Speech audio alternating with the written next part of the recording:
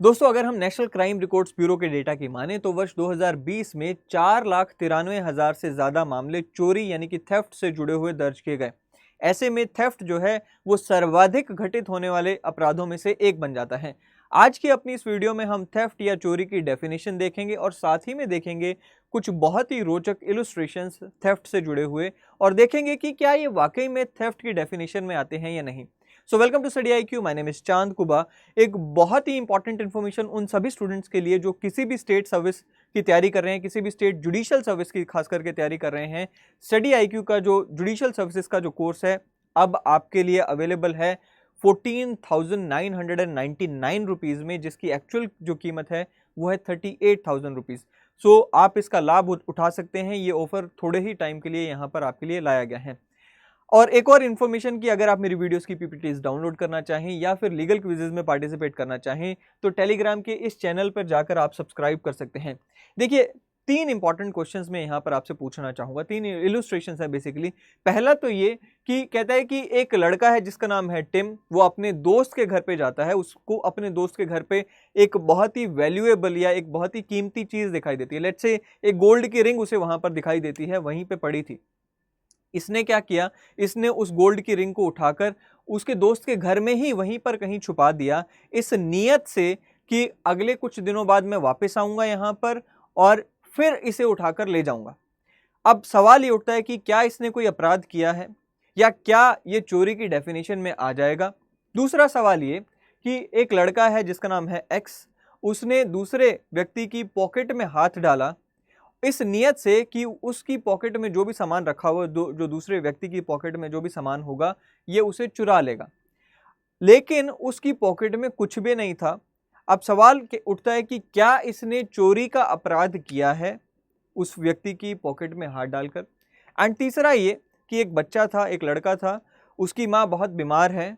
अपनी माँ की जान बचाने के लिए उसने कहीं से खाना चुराया या यूं कहें कि दवाई चुराई और दवाई चुरा कर लाकर अपनी माँ को दी और उनकी माँ की जान बचाई।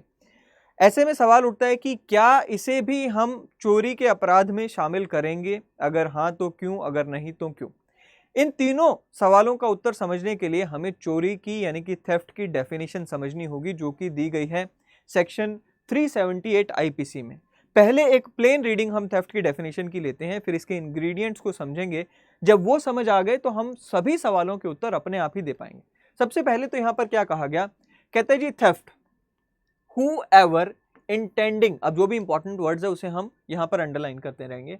whoever intending to take dishonestly any movable property out of the possession of any person without that person's consent moves that property in order to such taking is said to commit theft। यानी कि क्या, जो भी यहां पर dishonestly किसी दूसरे व्यक्ति की मूवेबल यानी कि चल संपत्ति को हथियाने के लिए और उसकी पोजेशन या उसके कब्जे से निकालने के लिए उस प्रॉपर्टी को मूव करता है, उसको यहां पर हम क्या कहेंगे, थेफ्ट या चोरी कहेंगे। इसके इंग्रेडिएंट्स को समझते हैं क्या क्या है।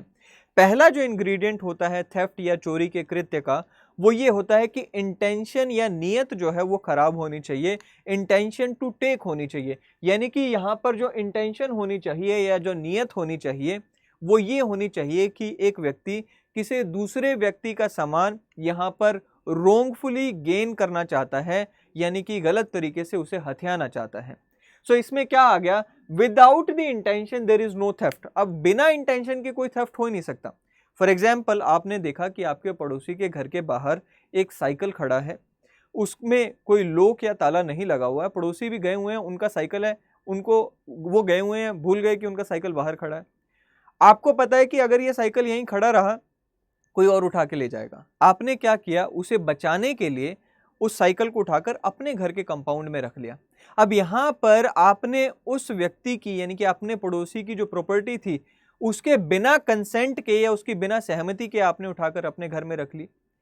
यहां पर आपकी इंटेंशन नहीं थी चोरी करने की, इसलिए ये चोरी के अपराध में शामिल नहीं होगा। हालांकि कंसेंट नहीं है उसका, सहमति उसकी नहीं है और उसकी मूवेबल प्रॉपर्टी आपने उठाकर अपने कंपाउंड में रख ली, लेकिन क्योंकि इंटेंशन नहीं है इसलिए ये चोरी का अपराध नहीं बनेगा। सो इंटेंशन बहुत ही इंपॉर्टेंट रोल प्ले करती है। दूसरी बात ये डिसऑनेस्टली यानी कि बेईमानी से आपने यहाँ पर उस प्रॉपर्टी को उठाया और अपने पास रखा, यानी कि रोंगफुल गेन हासिल करने के लिए, ऐसी यहाँ पर आपने प्रॉपर्टी, ऐसा गेन हासिल करने के लिए जो जिसके ऊपर कोई अधिकार नहीं बनता।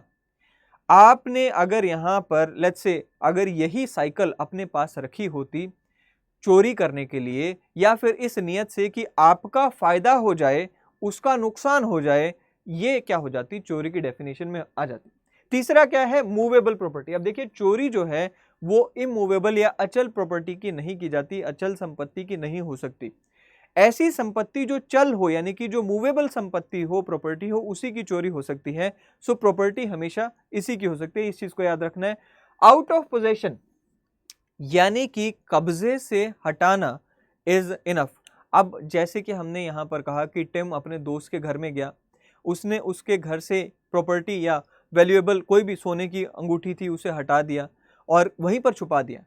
अब क्या ये चोरी हो जाएगा? इसी एग्जाम्पल को ही ले लेते हैं इसको समझने के लिए। देखिए यहां पर बिल्कुल चोरी मानी जाएगी, क्योंकि ये जो व्यक्ति है टिम, जिसने अपने दोस्त की सोने की अंगूठी को उठा लिया और कहीं और रख दिया, वो उसने अपने दोस्त की पोजेशन से या अपने दोस्त के कब्जे से हटा दी है। इसका मतलब ये है कि एक्चुअल में वो जो अंगूठी जहां होनी चाहिए थी वहां अब नहीं है, वहां से हटा दी गई है। बस इतना काफी है, इतना काफी है इसे चोरी का अपराध बनाने के लिए। यानी कि आपने उस जो अंगूठी जहां रखी हुई थी, जो उसकी एक्चुअल जगह होनी चाहिए थी, जहां पर उस अंगूठी के मालिक ने उस अंगूठी को रखा था, उस रिंग को रखा था, आपने वहां से हटा दिया। और यहां पर हटाया भी क्यों?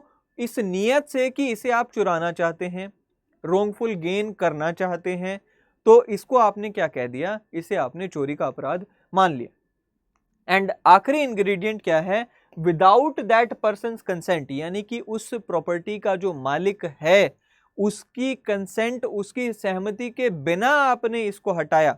ये भी एक इंग्रेडिएंट होना चाहिए चोरी की डेफिनेशन को पूरा करने के लिए। अब ये 4-5 इंग्रेडिएंट्स जो हमने देखे कि इंटेंशन, डिसऑनेस्ट, यहाँ पर डिसऑनेस्ट मोटिव होना चाहिए, एंड मूवेबल प्रॉपर्टी होनी चाहिए, आउट ऑफ पोजेशन यानी कि आपने प्रॉपर्टी को उसके कब्जे से हटा दिया, एंड पांचवा क्या है? विदाउट द कंसेंट यानी कि सामने वाले व्यक्ति की सहमति के बिना। अब ये पांचों इंग्रेडिएंट्स जहां आ गए वहां पर हम क्या कहेंगे? वहां पर चोरी हो गई।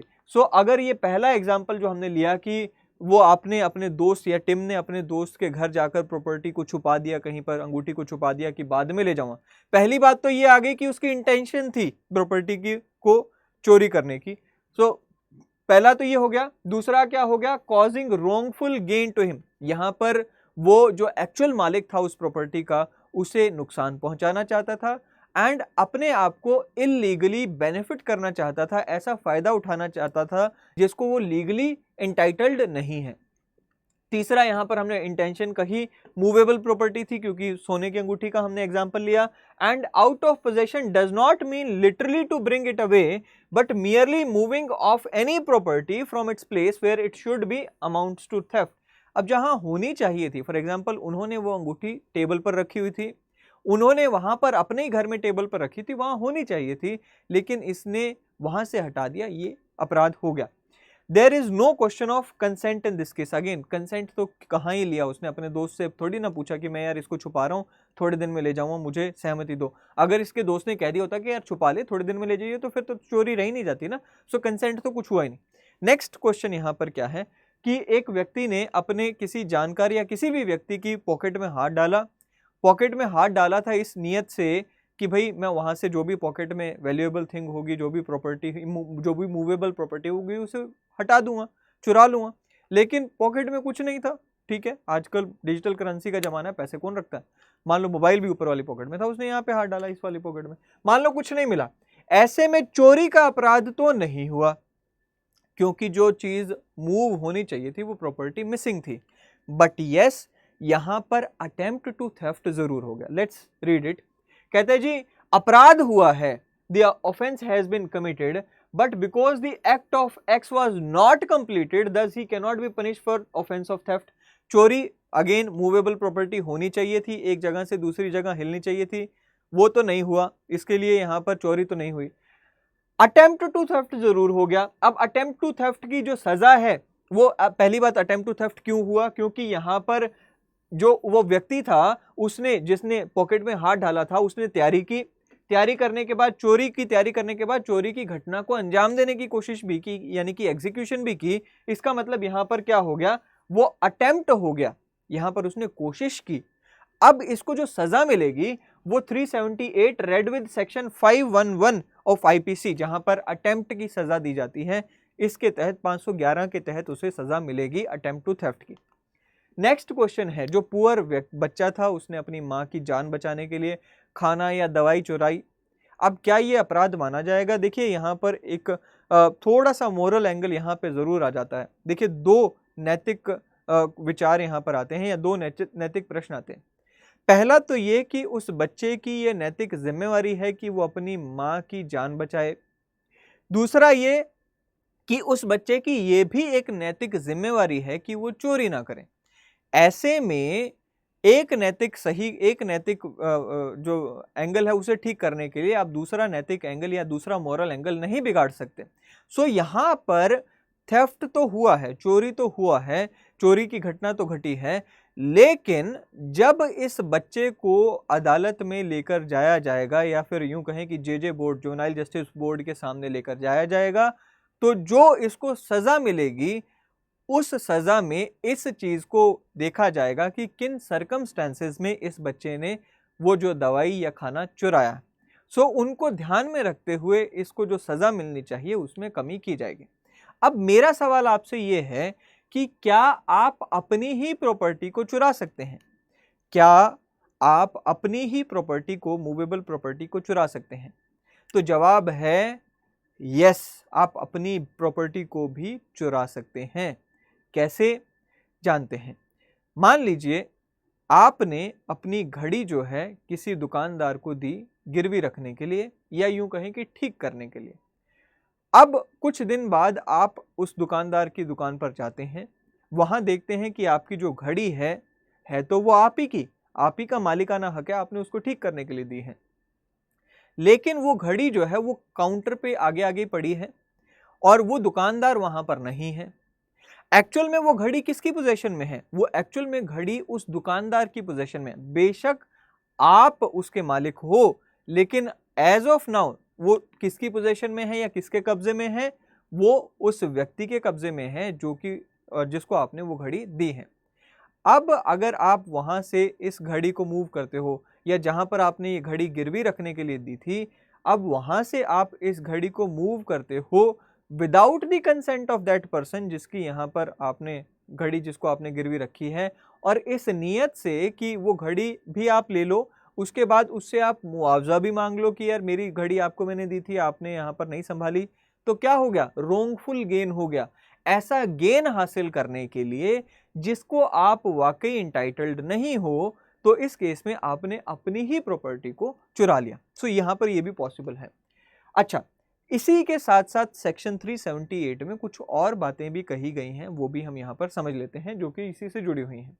कहता है जी, a thing so long as it is attached to earth not being movable property is not subject to theft. देखिए, एक पेड़ का एग्जाम्पल लेते हैं। जब तक वो पेड़ धरती से जुड़ा हुआ है तो वो इमूवेबल प्रॉपर्टी हो जाएगा, लेकिन जैसे ही किसी व्यक्ति ने उस पेड़ को काट दिया इस नियत से कि वो उसे चुराना चाहता है, तो वो काटते ही, पेड़ को काटते ही वो क्या हो गया? मूवेबल प्रॉपर्टी बन जाता है। और अगर यहाँ पर आपने पेड़ को काट भी दिया इस नियत से, इस इंटेंशन से कि उसे चुराना है, तो ये जो है अपराध चोरी का अपराध हो गया। अदरवाइज पेड़ क्या था? अदरवाइज पेड़ इमूवेबल प्रॉपर्टी था, और इमूवेबल प्रॉपर्टी क्यों था? क्योंकि वो ग्राउंड से अटैच था। इमूवेबल प्रॉपर्टी की कभी चोरी हो ही नहीं सकती। लेकिन जैसे ही पेड़ को आपने काट दिया इस नियत से कि भाई उसे चुराना है, तो पेड़ क्या हो गया? मूवेबल प्रॉपर्टी हो गया, चल संपत्ति हो गया, और पेड़ की चोरी का इल्जाम आप पर आएगा। दूसरा क्या है? यही यहां पर मैंने एग्जाम्पल भी उसमें दिया गया है। दूसरा क्या है? A person is said to cause thing to move by removing an obstacle which prevented it from moving. देखिए भाई, मान लीजिए यहां पर एक कंपाउंड है, इस कंपाउंड में एक गाय बंधी है, यानी कि कंपाउंड में गाय या काऊ वो घूम रही है। आपने क्या किया, आपने इस कंपाउंड का जो गेट था उसे ओपन कर दिया इस नियत से कि वो जो गाय है या वो जो काऊ है वो ऑटोमेटिकली अपने आप से बाहर आ जाएगी, उसके बाद मैं इसे ले जाऊंगा। अब ये जो गेट आपने खोल दिया कंपाउंड का, केवल इतना काफी है चोरी के अपराध को घटित करने के लिए। यानी कि इस गेट को खोलना भी क्या आ जाएगा, वो अपने आप में अपराध हो जाएगा। आपने गाय को अंदर से पकड़कर बाहर नहीं लेकर आया, लेकिन आपने उस ऑब्स्ट्रक्शन को हटा दिया जिसकी वजह से गायें उस कंपाउंड के अंदर बंधी हुई थी। इतना काफी है चोरी के इल्जाम को आपके ऊपर आने के लिए। नेक्स्ट है, कहता है जी a person who by any means causes an animal to move. Again बहुत ही शानदार एग्जाम्पल है।